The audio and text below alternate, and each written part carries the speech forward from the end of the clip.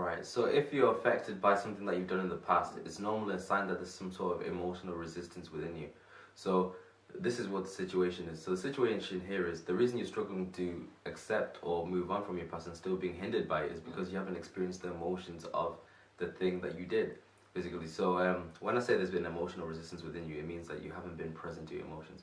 So a lot of the time when we do something in the past and we've experienced some sort of negative emotion, we're like, oh, I do not want to feel it. It's bad. I don't want to feel it. So we resist it, or we try to deny it, or we distract ourselves. But the thing we need to do is experience the emotion.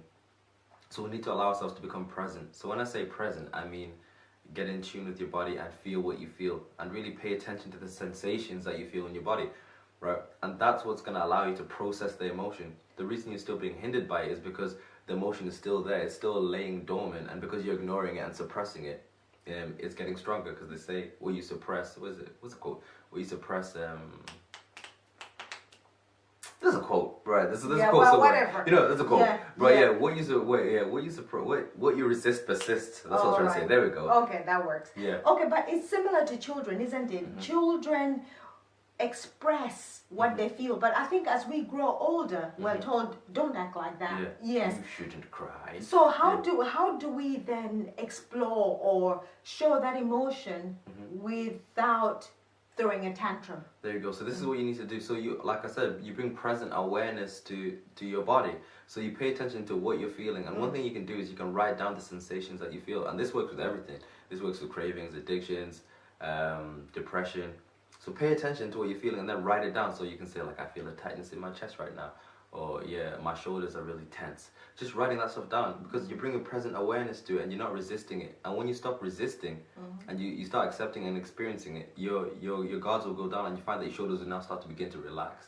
And your body will start to relax, and the emotions will finally start to dissipate, because you're giving your body the opportunity to process the emotion. Okay, now what are the symptoms that show that you still have these emotions that you still haven't processed? That you haven't processed. So what are the symptoms? Yeah, how can it affect your body? All right, so it affects your body because, like I said before, there's tension in your body. So because you're not relaxing into it, not experiencing it, it can cause muscle dysfunction in your body. So you get all these hunched shoulders, you get all these weird tight things, all these weird illnesses, because you haven't processed the emotions. So people get arthritis, they get all these weird, things that you're thinking, where did it come from? It's because you haven't processed the emotions. You're not experiencing what your body is telling you. Yes. Yeah. Okay, now how can you forgive yourself of the past and move on? All right.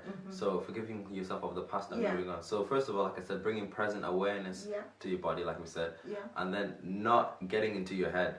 So separating fact from fiction. So this is what we often do. So often when something bad happens, right, we get into our head and we think, oh, what caused that? Why would I do that? Because your brain is like a machine, right? Okay, so, let's go with an example. Yeah. Say, for example, I got rejected by somebody that I liked. Yeah. Okay. Okay, you got rejected by somebody that you like, right? Yeah. Yeah, and you feel bad about it. So and that's a fact. That's a fact, right? Yeah. So we normally tend to do is we go into our head and we think, why did I get rejected by this person? Surely, there must be some sort of common denominator for why I got rejected, right? So that's what your brain does. So it tries to look and find a solution to the problem, right? Or the cause of the problem. So we get into our head, and the fact is we got rejected. That's it. Yeah. They just said they didn't like you, right? Yeah. But you go into your head and you think, what could be the problem? And then your brain will come up with an answer. Because you're seeking, right? So your brain will say, it's because you're not good enough, or it's because you're ugly, that's why. Because if you were attractive, then he would have stayed with you. Or he would have said yes. So you're adding something onto the fact, right? The fact is, all he did was say no. Yeah. But now you've added on, it's because I'm ugly and I'm insecure and all men are horrible and they don't care about women. Yeah. Right? Or because I'm fat. Exactly. You know what I'm saying, right? Yeah. You added that on. That wasn't fact, you know what I'm saying? That's fiction. You added the story onto that emotion, right? That's what I'm saying, because you went into your head trying to solve it. So how do you do that then? How do you move away from doing that? So how do you move away from doing that? Okay. First of all, you need to accept what is. So once again, you accept the reality of the situation. So this is what it is. And then you don't add anything to it. So you bring, like, as soon as you feel the emotions or that, the tendency is to go into your head.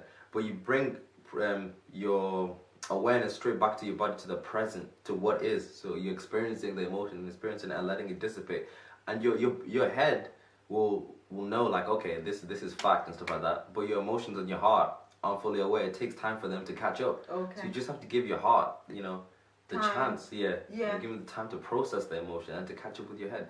Yeah. So what are the 3 things you want to leave with us? Yeah. Something that we can do practically. Practically. So like when you experience bad emotions, you need to experience them in their entirety. So being present, like I said, so being present, write down the emotion that you're feeling, write it down. Like it'll really help you. Okay. To separate facts from fiction. So don't be adding stories onto what is, you know, like this is the fact. Yeah. And that's it. Accept it. Don't resist it. Don't be like, oh, I don't know. Just, okay, accept it. That's number 2. And number 3, learn to accept this reality that the past doesn't equal the future. Yeah. So a lot of us from our past, because we've added a story onto the fact that happened, we start identifying with the story that we've made, right? It's a story we tell ourselves, and now we project that story into the future, because now we think, oh, I got rejected because you got rejected, right? I got rejected because I'm ugly and all men don't care about women. So now you've got that story in your head, and now you project that into the future. So now all your next relationships, you're gonna be like, he's gonna leave me. I know he doesn't love me because all men don't care about me, right? And you project that, and then it brings the same situation. Yeah, because you act it out. Exactly. Without really subconsciously. Exactly. Yeah. That's because you believe it. So you need to remember that the past doesn't equal the future. Yeah. They're 2 different things, right? What happened in the past doesn't have to happen now.